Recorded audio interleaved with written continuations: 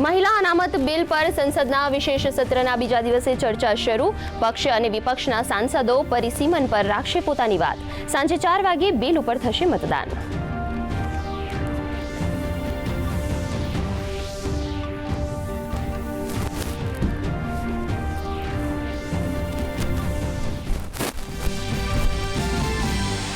મહિલા અનામત અધિનિયમ 2023 દેશભરમાં થયો લાગુ. સંસદમાં ચાલી રહેલી ચર્ચા વચ્ચે સરકારે જાહેર કર્યું નોટિફિકેશન. લોકસભા અને વિધાનસભામાં મહિલાઓને મળશે 33% અનામત.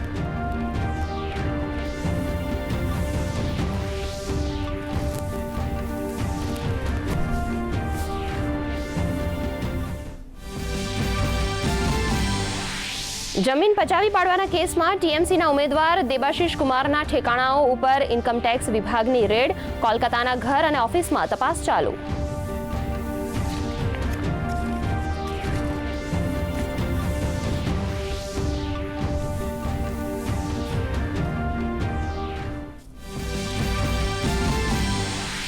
ભારતે હોર્મુઝની ખાડીમાં સુરક્ષિત પરિવહનની સંયુક્ત રાષ્ટ્રમાં મૂકી માંગ.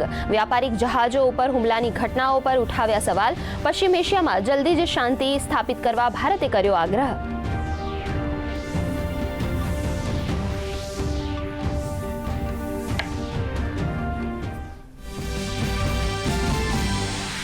ઇઝરાયલ અને લેબનાન વચ્ચે થયેલ 10 દિવસનો સંઘર્ષ વિરામ આજથી શરૂ. તો આ તરફ ડોનાલ્ડ ટ્રમ્પે સપ્તાહના અંત સુધીમાં ઈરાન સાથે બીજા તબક્કાની વાતચીતની વ્યક્ત કરી આશા.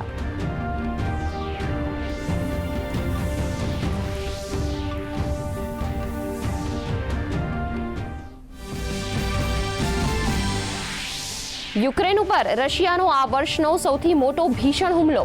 700 ડ્રોન અને મિસાઇલોથી કર્યો પ્રહાર. હુમલામાં 17 લોકોના મોત.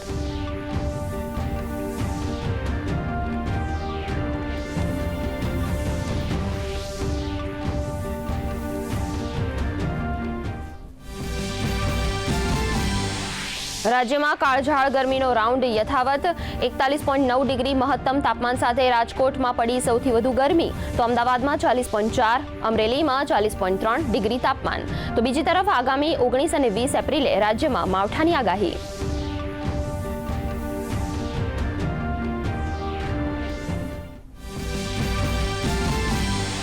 કારોબારી સપ્તાહના અંતિમ દિવસે ભારતીય શેર બજારમાં સપાટ કારોબાર. સેન્સેક્સમાં 212 પોઈન્ટનો વધારો.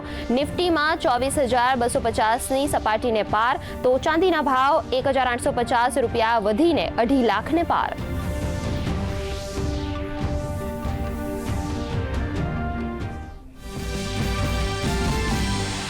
તો આઈપીએલમાં આજે અમદાવાદ ખાતે રમાશે ગુજરાત અને કોલકાતાની મેચ. કોલકાતા સિઝનની પ્રથમ મેચ જીતવા ઉતરશે મેદાનમાં. ગઈકાલે પંજાબ કિંગ્સે મુંબઈ ઇન્ડિયન્સને 7 વિકેટથી હરાવ્યું. અર્શદીપ સિંહ બન્યા મેન ઓફ ધ મેચ.